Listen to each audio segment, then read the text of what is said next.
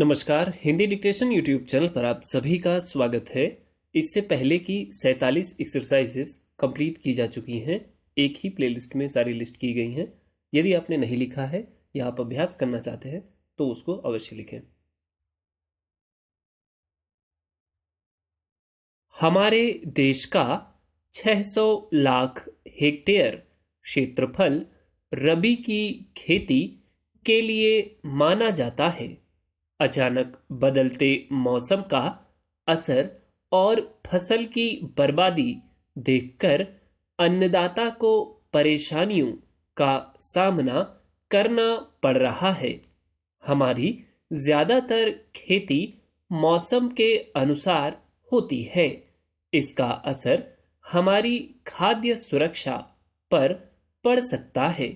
देश भर में ओलावृष्टि के कारण राजस्थान, पंजाब, हरियाणा, उत्तर प्रदेश, उत्तराखंड, बिहार, मध्य प्रदेश और महाराष्ट्र राज्यों में लगभग 113 लाख हेक्टेयर क्षेत्र में खड़ी रबी फसल को भारी मात्रा में नुकसान होने से संबंधित ज्ञापन प्राप्त हुए हैं और ऐसे संकेत भी मिल रहे हैं। इसी सिलसिले में गुरुवार को एक टीम राजस्थान के लिए रवाना कर दी गई है, जबकि हरियाणा के लिए शुक्रवार को टीम रवाना कर दी जाएगी। ऐसे प्रभावित किसानों के लिए फसल बीमा के दावों का तुरंत निस्तारण करने के निर्देश जारी किए जा रहे हैं। बुधवार को केंद्रीय कृषि मंत्री जी ने राष्ट्रीय आपदा राहत कोष का बजट दुगुना करने के संकेत दिए हैं। केंद्र सरकार अगले 5 सालों के लिए करोड़ों रुपए का प्रावधान किया है। इस कोष में पिछले वर्ष की तुलना में दुगनी धनराशि का इंतजाम किया जा रहा है। प्रभावित राज्यों को आपदा राहत के तहत राशि 10 दिन के अंदर उपलब्ध करा दी जाएगी। कृषि मंत्री जी ने इसी तारतम्य में यह भी संकेत दिए हैं कि राज्य सरकारें किसानों को मुआवजा बांटने के लिए सरकारी प्रक्रिया पूरी होने का इंतजार न करें, बल्कि उनको राज्य आपदा राहत कोष से धन वितरित करना शुरू कर दिया जाना चाहिए। यह सरकार केवल उद्योगपतियों के लिए सहूलियत भी जुटा रही है, उन्हें रियायतें भी बांट रही है, बल्कि किसानों के हित में काम कर रही है। केंद्रीय खाद्य मंत्री ने गन्ना उत्पादक राज्य उत्तर प्रदेश, हरियाणा, पंजाब, बिहार, आंध्र प्रदेश, तमिलनाडु, गुजरात, उड़ीसा के मुख्यमंत्रियों की बैठक अप्रैल के अंतिम बुधवार को बुलाने के संकेत दिए हैं। इस बैठक में संबंधित राज्यों के मुख्यमंत्रियों ने भाग लेने की संभावना व्यक्त की है। गन्ना किसानों का चीनी मिल मालिकों पर करीब करीब करोड़ों रुपया बकाया है। इस संबंध में बताया जा रहा है कि खाद्य मंत्री बैठक से पहले किसानों के प्रतिनिधियों से भी मुलाकात करेंगे और मिल मालिकों पर गन्ना किसानों के बकाया भुगतान का रास्ता तलाशने की कोशिश की जाएगी। बकाया राशि के भुगतान के संबंध में कोई न कोई हल निकालने की संभावना व्यक्त की जा रही है। महोदय, पानी प्रकृति का नायाब उपहार है। यह ईश्वर प्रदत्त मूल्यवान अमूल्य उपहार है, हमेशा उपयोग किया जाना चाहिए। इसे संरक्षित किया जाना चाहिए। पानी हमारे जीवन का महत्वपूर्ण अंग है। यह एक ऐसा श्रेयस्कर जीवन तत्व है जिसकी मनुष्य ने बहुजन हिताय बहुजन सुखाय मानकर आराधना की है। आराधना का फल मीठा होता है। माना जाता है कि ग्रीष्म ऋतु का मौसम आते ही पानी का महत्व और किल्लत बढ़ जाती है। विकास के मान से पानी की उपलब्धता धीरे धीरे कम होती जा रही है। यह हमारे लिए गंभीर चिंता का विषय है। हमारे देश के भीतर ही नहीं, सारे विश्व के अंदर पानी की उपलब्धता कम होती जा रही है।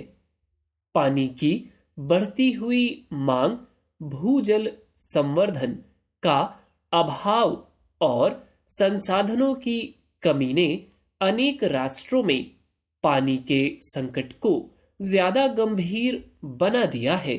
संयुक्त राष्ट्र संघ ने पानी के बढ़ते संकट को देखते हुए 22 मार्च को विश्व में जल दिवस के रूप में मान्य किया है। विश्व बैंक की ताजा रिपोर्ट के अनुसार विश्व की 40% से ज्यादा जनसंख्या पानी के संकट का दुख भोग रही है और यह संकट विश्व के 80 से भी ज्यादा देशों के अंदर बरकरार है। विश्व की जनसंख्या वृद्धि दर और पानी की सीमित उपलब्धि के आधार पर तैयार कराई गई विश्व बैंक की रपट में कहा गया है कि मनुष्य की पानी की मांग प्रतिवर्ष 2.5% की दर से बढ़ रही है और इस वृद्धि के चलते हर 21 वर्ष में यह दुगुनी हो जाती है। विश्व बैंक की रिपोर्ट में पानी के दुरुपयोग के प्रति सावधान किया गया है। यह भी माना जा रहा है कि पानी की आपूर्ति की समस्या अगली सदी में विश्व युद्ध का कारण बन सकती है। विश्व बैंक के पर्यावरण विशेषज्ञों का कहना है कि जहां पर पानी की पर्याप्तता संतोषप्रद है और नियमित जल संकट घटने की संभावना नहीं है, वहां पर वितरण और उपयोग की सुदृढ़ व्यवस्था करना बहुत जरूरी हो जाएगा। ऐसा प्रतीत होता है कि आने वाले समय में पानी का संकट और अधिक बढ़ जाएगा। वर्तमान स्थिति का यथोचित तरीके से उपाय और उपचार नहीं किया गया तो युद्ध की चिंगारी को भड़कते देर नहीं लगने वाली है। भारत में पानी की आपूर्ति की समस्या निरंतर विकराल हो रही है।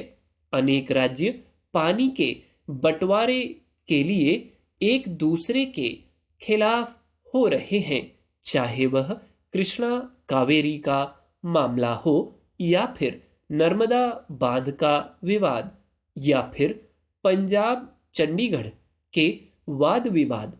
पीछे का रहस्य पानी नहीं है क्या?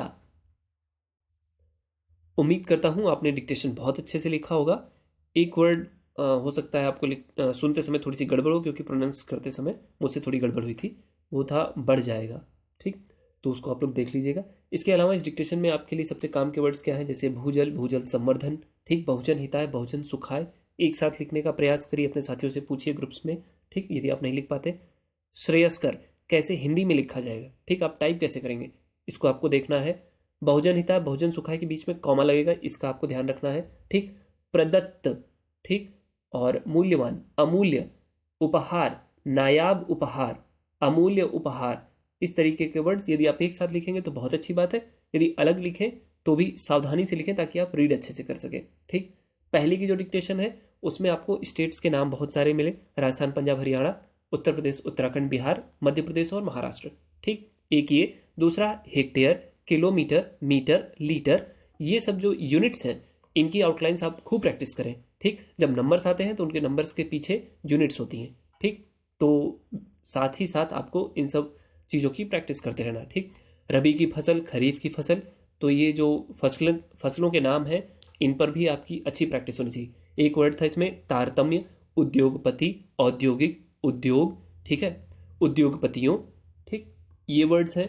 और केंद्रीय खाद्य मंत्री, खाद्य मंत्री, स्टेट्स के नाम जैसे फिर से आए थे लास्ट एक्सरसाइज में 50 वाले में।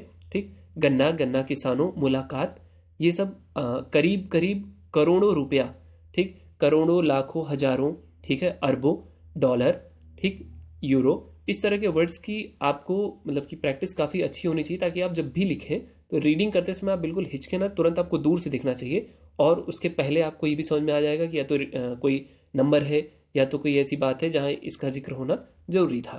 ठीक, तो मैं उम्मीद करता हूँ कि आप मेरी बात को समझ पाए होंगे। कोई प्रश्न है तो आप प्लीज़ कमेंट बॉक्स हमेशा ओपन रहता है, वहाँ पर लिखें। ठीक, कोई सुझाव है तो उसको भी लिखें। That's all. वीडियो आपको अच्छा लगा हो तो लाइक अवश्य कर दें। अभी तक सब्सक्राइब नहीं किया तो सब्सक्राइब कर लें। Thank you.